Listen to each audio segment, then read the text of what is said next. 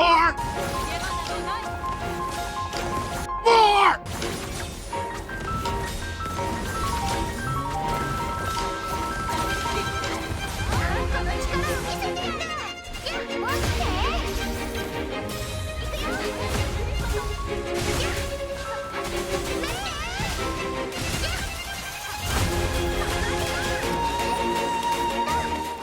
Kuro Games promise and they deliver as they always do, because the Somnium Labyrinth event is quite massive with a lot of rewards that can help you build Camellia if you pulled for her and her weapon in this phase of version 1.4, but if you pre-farmed for her materials, this will be the best time to use these resources to fully invest in your sub-DPS characters like Sanhua, Mortefi, and Yang Yang, especially if you only pull for S0 5-star characters like me, because their damage really makes a difference when you're up against difficult content like the Tower of Adversity and hologram bosses. If you also want to pull for Yinlin in the next phase, this is a great way to pre-farm for her materials because you can get a lot of Presto Helix from the forgery supply that you can get as a reward. The best part is that you have enough time to claim the limited time rewards in addition to the rewards that you gain from the 3 separate trial events, including the Dreamscape Odyssey, Nightmare Revisits, and Rift Runner. If you're new here on the channel, welcome to another event breakdown video where I review current events that we have and give you some tips on how to maximize your rewards by spending less time to do it, because players mostly want to get the rewards and be done with them. However, this particular event has a different vibe to it because the Dreamscape Odyssey trial event is directly related to Rover's past, which is good to take your time and enjoy it, only if you're very much interested in the lore of Withering Waves. Keep in mind that you can only play the Dreamscape Odyssey event for every character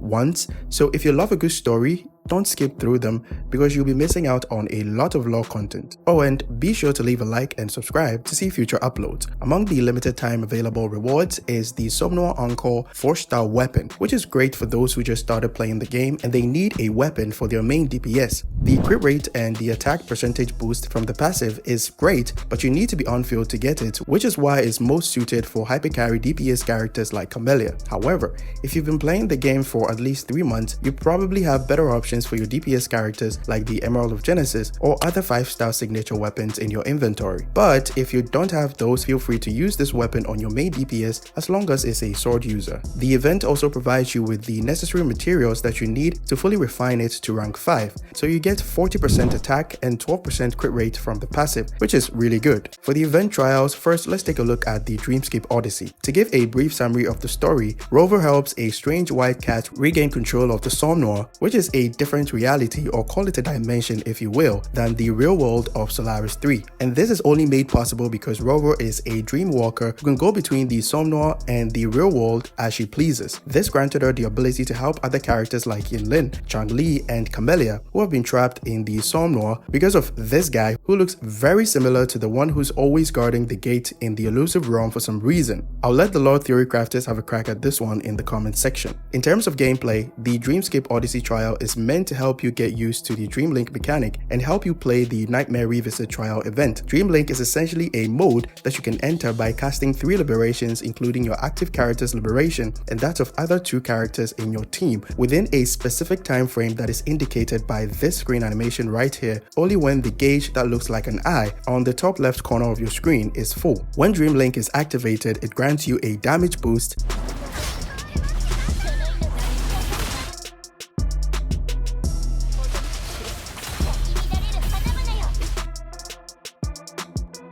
increased attack speed,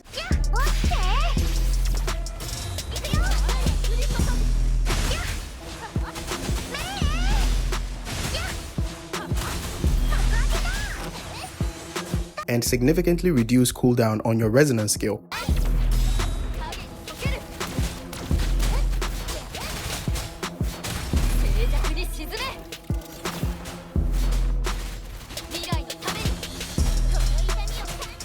which can influence the kind of characters that you pick, because you can choose Encore, for example, who's given for free, by the way, to get fast basic attack hits. On the other hand, you can choose characters like Changli, who's also given for free during the trial, to make use of the reduced skill cooldown, which can make you fill her forte stacks much faster without doing basic attacks more often. However, keep in mind that the trial characters are not well built, so you can use them if you've never played them before, but if you want to get the fastest clear time, you need to choose one of your fully fully built DPS characters in the first lot, which you will get to use. The other characters that you choose alongside your main DPS character will basically turn into NPCs attacking everything in sight. This makes Dreamlink very fun to use, so your top priority is getting it back up as soon as possible. To do that, you need to speed up the rate at which you recover the energy required to fill up the eye as much as possible, and there are 4 ways to fill it faster according to my testing, including resonance skill,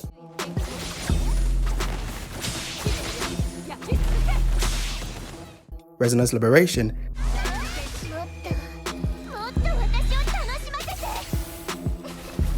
dodge counters, and parries.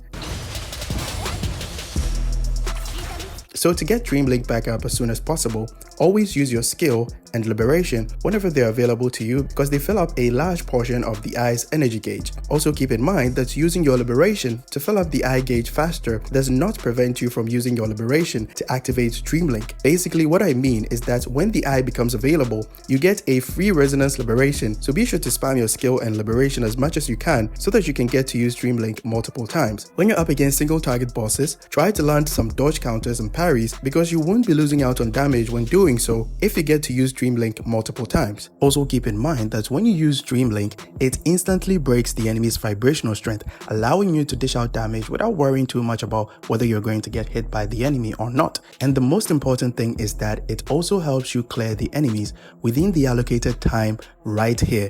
And if you want to get the maximum points available, you need to defeat the enemies within this allocated time. Using these tips will help you easily clear the Nightmare Revisit and get the last point reward, which is the most challenging among the rest because you need to get 3,800 points to obtain the reward. But I have 100% faith in you, so go give them hell. This leads us to the final event trial called Rift Runner. This mode is also quite enjoyable because you get to sprint at high speeds across the map when you pick up what seems to be a cat paw along the way. Pressing your basic attack while sprinting will transform you into a cat cannonball that instantly wipes out any enemy. The only tip I can provide for this event trial is that whenever you defeat an enemy, a cat paw will drop at that location, which you can use to sprint towards the nearest one and pick it up again. Overall, Kuro has outdone themselves once again with this event. What I really like about it is the fact that the character leveling materials that you get from the forgery supply are plenty and very good, which prevents senseless grinding like we experienced in the early patches and can be very annoying if you're someone like me who builds multiple characters at once. I hope you implement these tips when playing the events to enjoy them as much as possible while maximizing the points that you can gain to collect all the rewards within the shortest possible time. Catch you guys in the next one. Bye bye. So please whatever.